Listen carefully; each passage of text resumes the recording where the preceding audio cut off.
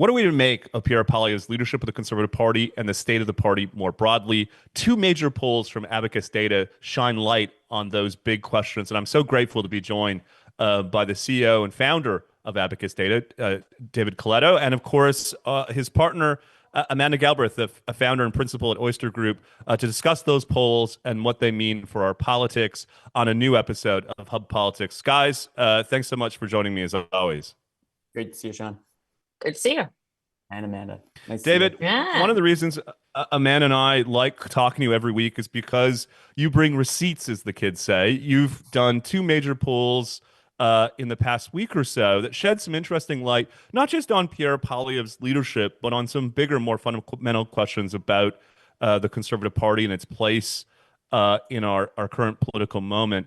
Let's start with one you released this week that I think shed some interesting light on a dichotomy inherent in Poilievre's leadership. On one hand, he's enormously popular amongst base conservative voters, but unpopular with other voters in the country. Why don't you let us in on the data, and then we can talk a bit about what it means for his leadership, the strategy and tactics of the party, and how it tries to prosecute the case against the Carney government. Yeah, and I think, I have the benefit of now 15 years of data at Abacus. And so, digging into the vault and trying to understand the moment is what I love to do. And so I went in and I looked at sort of the state of how people feel about Mr. Poilievre. And to your point, Sean, he is by definition polarizing. When you look at those who right now would support the Conservative Party, he has a plus 71 net favorable, meaning far more people have a positive view of him than a negative one. And importantly, 1 in 3 conservative supporters say they really, really, really like him. And when I go back and I look at how people felt about Andrew Scheer or Aaron O'Toole around the same time, as best as I can, after losing an election, you see nothing like that. In fact, you saw very quickly in both of their leaderships that the moment they lost and some of the things started happening, that even conservatives started moving from a positive perspective of them to more neutral. It's rare to find those who say, I'm a conservative, say I don't like my leader or the leader of our party, but it is movement from like that positive to the neutral that we saw. And so Poilievre is still, even to today, very, very popular among conservatives. And even after what happened last week with a floor crossing and another member of parliament announcing his resignation. Now, the challenge, though, is when you look at everybody else, Liberal, NDP, Bloc, Green, name it, supporters, it's almost the complete opposite. So he gets a minus 62. So that is, in essence, I call the paradox facing the Conservative Party around Mr. Poilievre's leadership, in that he is still, in some ways, adored by a big part of the conservative base. 1 in 10 of those who would vote conservative today say they are doing it because of Mr. Poilievre, right? They are being pulled into the orbit of the party because of him. Now, some say I would be more likely to vote conservative if he wasn't leader, but I wonder if they would actually vote conservative. And that's the challenge, right? Because Mr. Carney remains quite popular. And so lastly, and this was the Toronto Star asked me to do this, and I think they thought they'd get a different response, frankly, when we asked them to test, when we tested a bunch of alternatives. So we used folks like Ontario Premier Doug Ford, former Alberta Premier Jason Kenney, Ontario Cabinet Minister Carolyn Mulroney, even former Prime Minister Stephen Harper. And we put all of them up against Mark Carney's Liberals and everybody else. Only Pierre Poilievre comes out ahead. They all trail in different ways and by different measures. The Liberals, some cases, because people don't really know who, for example, Melissa Lantsman might be outside of those who follow politics closely. But in other cases, in the case of Doug Ford, for example, while deeply popular in Quebec, maybe more popular than Pierre Poilievre among boomers, turns off about 1 in 4 current conservatives for a number of reasons. And so it is just my attempt to demonstrate, first of all, to people who are not conservative and trying to make sense of why the party would stick with Poilievre. Why does he have such appeal, even though he lost an election? It's because he does. And that polarizing nature of his leadership is the defining feature of, I think, that conservative situation at the moment right now. Yeah, tremendous insight. And if the two of you will indulge me, I want to spend most of today's conversation unpacking and talking about those findings and what they don't, not necessarily so much what they mean for Pierre Poilievre per se, but what they might tell us about conservative politics more broadly. But before we do, we have to spend a moment on Poilievre. Amanda, you mentioned on a previous episode that like Poilievre, you were there on the ground floor of the creation of the Conservative Party in Canada in 2004 and 2003, 2004. Of course, the first Harper election win in 2006. And I've often thought that in some way Pierre Poilievre's political trajectory tracks the origins and evolution of the Conservative Party of Canada itself. His formative years are the formative years of the party. And so it's not a huge surprise to me in a way that there is that strong support for him amongst base conservatives. I joke only partly facetiously that he seems to speak to base conservatives in an almost muscle memory, that he just like instinctively understands the ideas and language and arguments that resonate with those voters.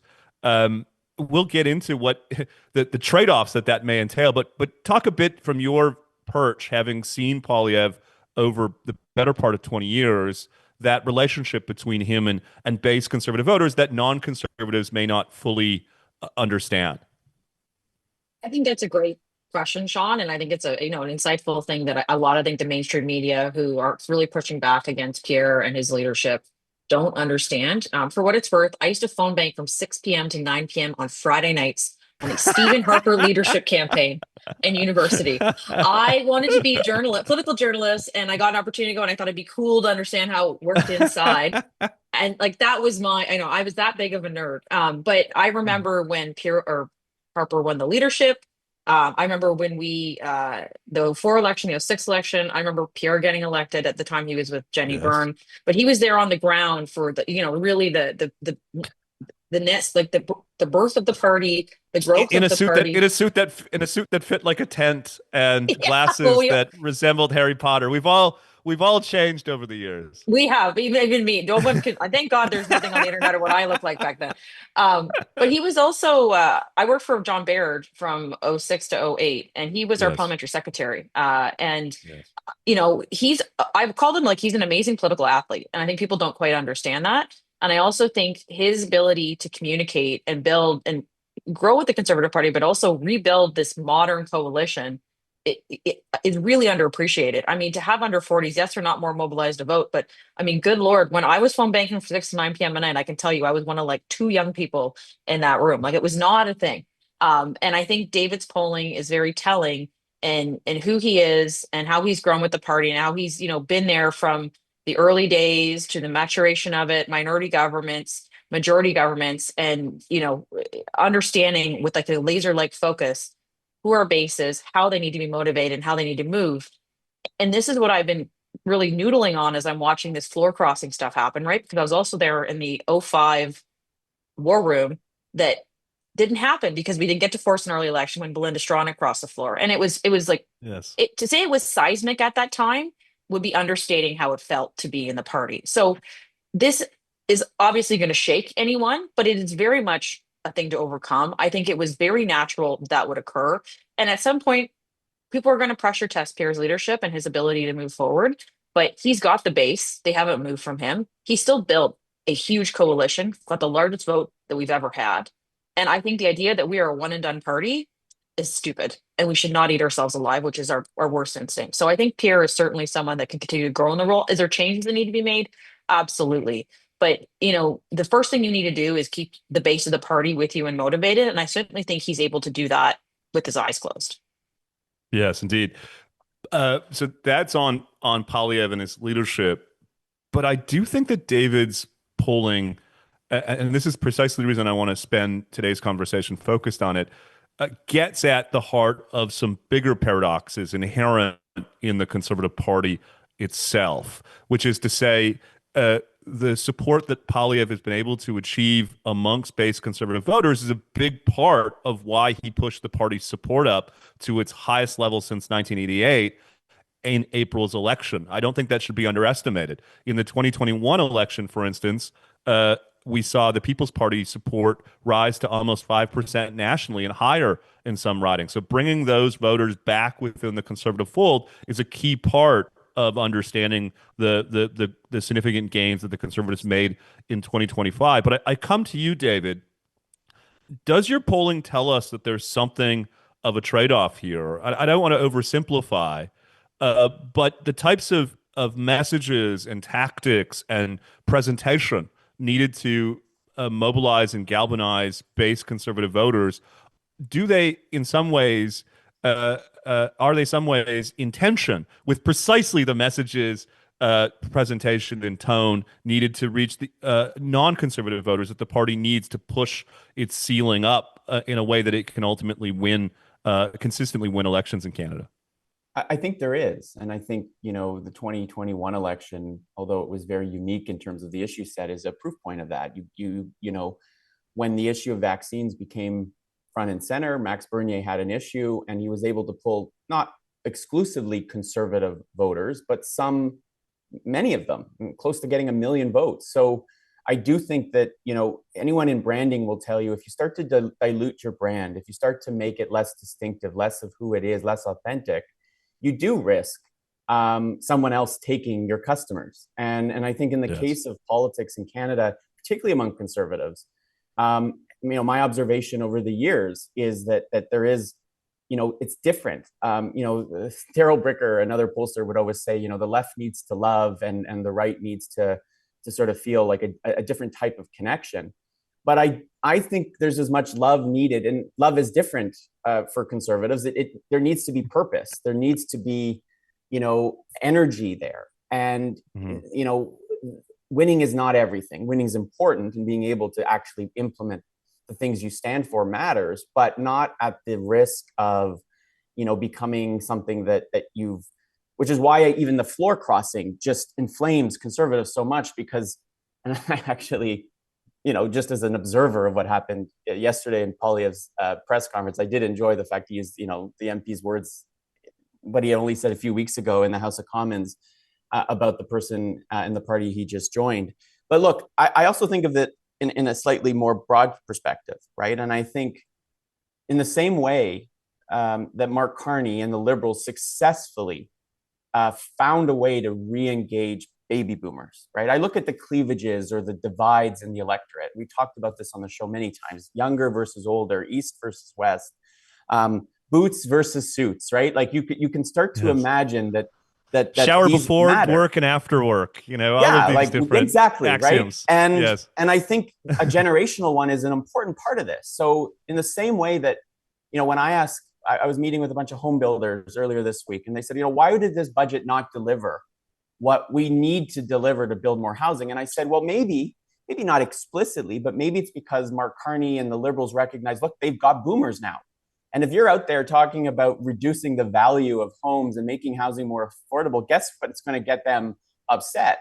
So you can't be for all people at all times. And I think what the modern version of this Conservative Party has perhaps decided, maybe Pierre Poilievre has decided, is that if we're going to win back baby boomers, it means we can't also win young people. And so the depth of some of the divisions in the electorate is forcing the political system, the party system, to make choices. And so I don't think it's possible anymore for a political party to be as appealing, to appeal to 60 to 70% of the electorate as the old brokerage parties of Canada used to do. I think we have become much more divided. And I'll give you one stat from my survey. When you ask Canadians, are you open to voting for all the major parties? Only about half of Canadians are open to voting Liberal, and a similar proportion are open to voting Conservative. And so that tells me there is not a lot of overlap here. And if you do dilute, there is a high risk that you become less relevant. Like I wrote in my Toronto Star op-ed, can Pierre Poilievre really out Carney?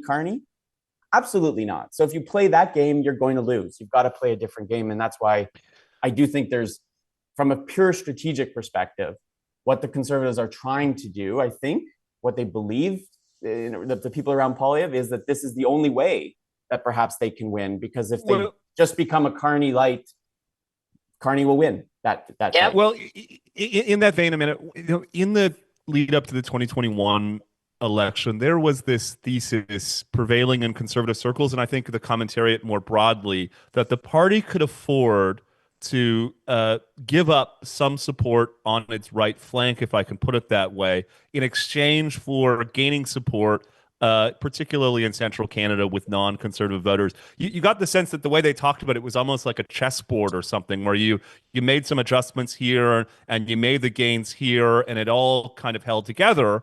And of course, what we learn is that the types of choices that were inherent in that way of thinking saw the party bleed support on its right flank, which arguably was as instrumental in losing that election as anything else. And you get the sense that Poilievre and his people have internalized that outcome such that a lot of what motivates them is protecting that right flank. But what David tells us is, in so doing, they may be making broader trade-offs with non-conservative voters. How do you think about that? I think that anytime the commentariat tell conservatives to be more liberal to win, we are going to lose. And I think that that is an ongoing threat in Canadian politics, that every time we try that, it doesn't work. I also think if you speak to the DNA of the modern Conservative Party of Canada, that is a party that swings much further right than any kind of the PC brokerage parties you're seeing. The coalition for a Doug Ford coalition, Ontario, for example, is not a really viable option, I think, for a conservative leader, because the expectations of that party and that base are so different. And I think, to your point too, you can't just move them around like little chess pieces. Like, it doesn't hold together Yes. in that way. Harper was able to reach a broad consensus on very specific issues, including like really building out and focusing on Quebec, which I think is an avenue for conservatives. I've had a CAC government in there for quite a while. I know it's probably going to swing back to the PQ, but there is space there. They're a much more transactional kind of brokerage avenue for conservatives. But yeah, I get actually quite deeply frustrated with that sort of narrative. Or if he was just more like Mark Carney, to David's point, or whomever else, we would win more. I just don't think that's a winning formula for conservatives, because either we bleed on the right, or people smell inauthenticity. It demotivates our base, who Yes. we actually need to Yes. come out. And I think it also just is the antithesis to the Conservative Party itself, which is where Aaron O'Toole candidly ran into some issues when he tried to expand that tent. And we turn on ourselves as well. The Conservatives' worst instincts is to eat ourselves alive, and that will often happen, I think, if leaders stray too far from where the base really lives. Well, let me say something provocative then, because I broadly agree with that analysis and much of what David has said. But doesn't that lead to a possible conclusion that the level of support that Pierre Poilievre took the Conservative Party in April's election, pushing up against the 40% threshold, which the party had rarely hit in the past 40 years, competitive in virtually every province in the country, bringing new and different voters into the fold, yet at the same time protecting his right flank? Isn't there a case that this may be optimized, that pushing it up further may involve excruciating trade-offs and choices that aren't additive, that actually come at the expense of either losing support from base voters or losing the appeal to non-conservative voters? Like, I think the operating assumption amongst Poilievre and the people in a circle is that there is still room to twist the dial a bit. And I wonder if the 2025 election result is not a new floor, but represents a ceiling for the party, precisely because what we've been discussing. What's your reaction to that, David? Well, I think, I've argued for a long time that I don't believe there's a natural like conservative majority in Canada. I think Hmm. it comes when circumstances created, or the party system kind of like in 2011 completely ruptures and creates a space for Mr. Harper to win that majority pretty easily.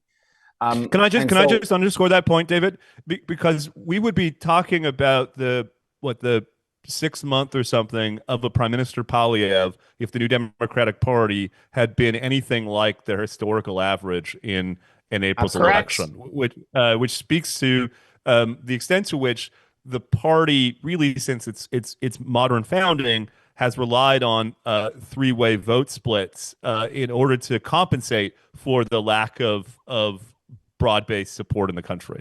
And I think, just on that point, Sean, like there are those who argue that one of the reasons the NDP did collapse was because Mr. Poilievre was so off-putting to so many people. And I think that's fair. It's a fair argument to be made, but I do think it lacks, it also lacks some perspective on the NDP not also being relevant to voters.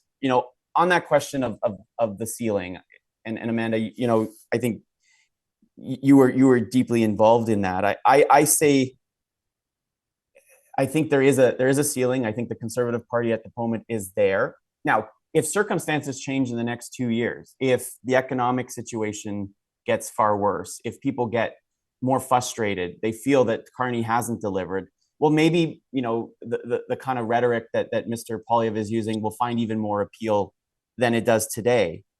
But I think, if I'm sitting in the Conservative caucus deciding on what's the best path for us, should Mr. Poilievre stay, should he go, I think it's the most important question they should be asking themselves is, who are we for? Because I think there's still a legacy. I come back to this legacy that baby boomers, and I'm writing a piece and I'm obsessed with them because I think they have still this latent power, and Hi, Mom, hi, Dad. They're a big consistently voting group. But I think Conservatives not have lost them, but until Mark Carney loses boomers, they won't get them back. And so who are you for? And who is the best person to connect with those people that you're going to be for? And if you believe that you have to win boomers back, well, then Pierre Poilievre is not going to be that person because the evidence is undoubtedly clear. He turns them off for whatever reason, and Mark Carney pulls them in. But if you're going to be for the people who feel like they have nothing to lose, that the system needs fundamental change, that the way we've been doing things for the last 10 years has not absolutely worked to make my life better, there is an audience out there. And I think Pierre Poilievre has been very successful in bringing them in. And many of them aren't natural conservatives, but they now identify it as one because they feel that the party speaks for them. Amanda, I put forward a provocative thesis that this may be it, and that's not a comment on Poilievre or even the party, but just the nature of our political system, the nature of political preferences across the country. We may be bucking up against a kind of natural limit of conservative support. The obvious counter argument is where you are sitting in the province of Ontario, where Doug Ford has won 3 consecutive majority mandates. He's pushing up north of 50% popular support in the province, and seemingly can walk on water, notwithstanding scandals and all the rest.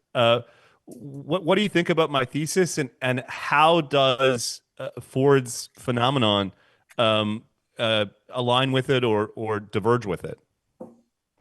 I think it's an interesting thesis that I broadly would concur with. I think the way the voting base in the modern Conservative Party is constructed relies on a 3-party system with a reasonably healthy NDP to have a path to victory, and that is how we've oriented ourselves for the last, decade and a half. I guess almost 2 decades. That's terrifying. And that is the one option. Now, the other option, you could argue, in theory, to your point, is Doug Ford, right? Who resulted, interestingly, after we had a PC party under Mike Harris that was a very, I'd say, much more aligned with the Conservative Party of Canada kind of voter base approach, positioning. They made significant changes in the province of Ontario, which I think are still actually the right path and thing to be doing. It sent them into the wilderness for such a long time that it actually made space for Premier Ford to come in, who is very much a populist brokerage politician who brings folks along with him that are not traditional. Like, I think David could speak to this. I bet you a significant amount of his voting bloc are liberals, which is fine, right? He's got his 3rd successive majority, but the political availability and space in Ontario, I do not believe is something we can duplicate across the country. Ontario very much likes kind of centrist, slightly left, slightly right government. If you look at the history of how Mike Harris is very much an aberration, if you look at us historically, conservatives in Ontario are very different from conservatives in Alberta, who are also very different from like a softer, progressive conservative sort of lens we see in Atlantic Canada. And the idea that you could just port Doug Ford up nationally to me, I don't think A is viable. And either we totally change who the DNA of the Conservative Party is because we're in the wilderness so long we're willing to swallow it, or Yes. we need a healthier NDP to give us that path to eat into the Liberals as opposed to just being a two-party race. Because I think the way we are positioning ourselves right now, I agree with you. I think we're hitting a certain ceiling. But I also will say, just on principle, and I know this is the problem with Conservatives, we want to win on principle. I love the idea that we are a party that is for people who feel the system doesn't work for them, young people who can't get housing, who are frustrated. And if that is, I think, a thing that I'm proud to support and push, because I think it's a conversation that we need to have. Yeah. Dave, let me put another scenario to you. This morning, I watched a clip of Margaret Thatcher, and I wonder if like a Thatcher type character might help to square the circle here. Someone whose conservative bona fides are rock solid, such that he or she has support amongst those base conservative voters who really are foundational to the party's ability to compete in national elections. But on the other hand, isn't as off-putting as Poilievre seems to be with non-conservative voters.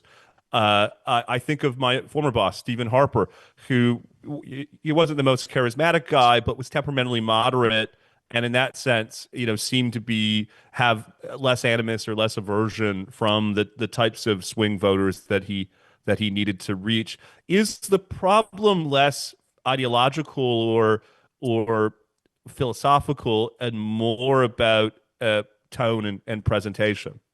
Well, look, I mean, I don't know if I would agree, Sean, that Margaret Thatcher wasn't off-putting to a lot of people. I think she absolutely was. How dare you? No, I'm kidding. I know, but like she was deeply polarizing. John and I love right? her, but it's Yeah, but like, people, but you love her because she was authentic and she was real, Yeah. and she wasn't some mushy version She of was amazing.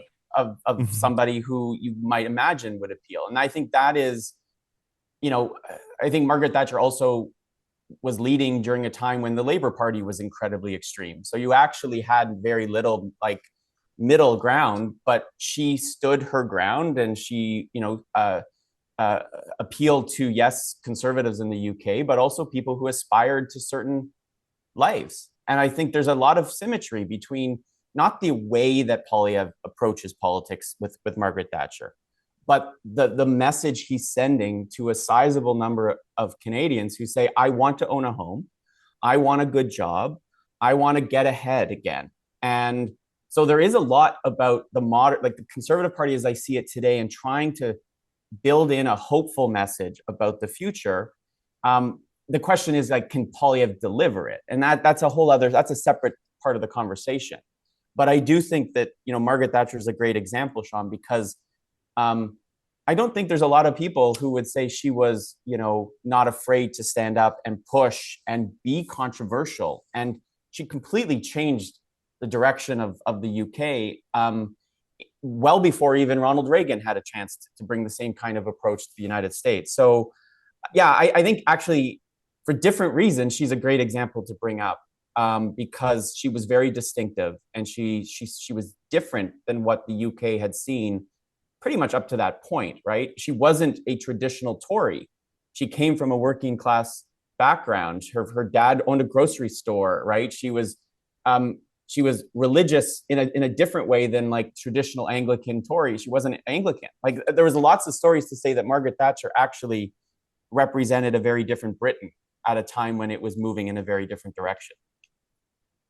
I've selfishly kept the two of you for a long time because this is the type of conversation that we'd be having offline if we weren't recording. Why don't I just wrap up with a final question at both of you? I'll start with you, Amanda. Just based on what you've heard from David and what we've been talking about today, what are some of the big takeaways for you? What do you think this means for Poilievre, the Conservative Party, possibly the future of federal politics itself? I mean, if I was Poilievre in the Conservative Party, I'd be sending David some flowers this week, because I think his polling, I think, really helps rebalance some of the conversation out there. And I think that's where David is so incisive and bright, and the real, like, a pleasure to watch him grow Abacus to what it is today. And I think it's also an important reality check for all of us. Like, what we didn't get into in too much depth, interestingly, was, David talked about this, but putting Poilievre up against Doug Ford, even like Stephen, he actually has significantly higher, I think, approval ratings than what the chattering classes and the folks that us and I pass around um, say. So what I would say to those who are really clamoring to have some inner party battle royale is like take a Valium, take a deep breath. Time is your friend. This government, the federal government, is making big promises. They're not going to be able to deliver. As we, I think, record, the Prime Minister's out announcing another list of major projects that have already been in the works for a while for a new bureaucracy to fix the old bureaucracy that aren't going to be built for 15 years. So, I think the weight of those promises, you should just let this government wear its own defeat for a little while or its own mistakes, and there will be opportunity. But if we start our own internal party war, it's not going to benefit anyone. So I think we need to, we'll take a deep breath on the Conservative side and reflect on what we have talked about today and where I think the party stands. David? So I guess I'll end with this. Like, I have no opinion on whether Mr. Poilievre should stay or go. It's not my place to say. But the question that I think I've been thinking about is not, can he become more popular? Because I think we all know that as politicians continue to do their thing, the odds of them becoming more popular over time almost doesn't exist. You always lose support because you make decisions and you alienate people. So the question is, I think, for Conservatives, looking at the data as I see it, is not can he get more popular or will he change and appeal to more people, but can you find somebody who's as popular as he is with the people who matter at the moment, which is Conservative supporters, because they've held them. Every poll almost says the Conservative support is around 40%, which is exactly where it was in the spring. So he has held that coalition together. And so that's what I leave you with, Sean, is what, if there is someone else out there, who is it? And could they do the same thing? Could they hold this, what is at times a very fragile coalition together? And I think Mr. Poilievre has done it, even if you see cracks in the caucus, because they're driven by different, I think, instincts than the broader public. Different motivations. If I can just invoke moderator prerogative and make two final observations of my own to wrap up the conversation. The first, seizing on your point, David, that heading into the January leadership review, Poilievre is a pretty strong argument, it seems to me, and it's twofold. First, he raised the party's support to its highest level since 1988 in April's election, and since then, he's managed to basically protect and preserve that outcome according to polls. And as you say, one could look to the rest of the caucus and other prospective candidates and say, if you think you can do better than that, you can have the job. But there's not a lot of evidence, including in Abacus Data latest research, that shows that anyone is likely to beat that outcome. Secondly, and this is for our non-conservative listeners and viewers who have in their mind this image that if it's not Poilievre, it's a more moderate conservative that they like, a Caroline Mulroney or someone else. Ross Douthat, the New York Times columnist, has this line where he says, if you didn't like the religious right, wait until you meet the non-religious right. And if I can modify that formulation a bit, if you don't like Pierre Poilievre, wait till you meet who comes after him, which is to say the energy amongst base voters these days on the right is not a shift to the center. I wouldn't be surprised if the party had a leadership review or leadership race today, that it would be someone who spoke even more passionately and who resonated even more with base conservative voters, but at the expense of reaching those non-conservative voters who we've been talking about today. So it's a long way of saying, I think, to analyze the choices before the Conservative Party, drawing on David's tremendous research and, of course, Amanda's brilliant insights, is to try to empathize a bit with the Conservative Party itself, the dynamics within the party. And I think, for better or for worse, one reaches the outcome that Poilievre probably represents the best option. The bigger question is the structural ones that we've been discussing today. Even as I say that, it just may not be enough. I'll leave it there, guys. Just a wonderful conversation, super insightful. The risk of being hugely immodest on behalf of the three of us, I don't think you can find that really anywhere else. And so I've just been so grateful to be part of it and grateful to be part of these weekly discussions with you. Thanks to our audience for listening and viewing, and thanks to the two of you for joining me. See you next week, guys. Thanks for having me.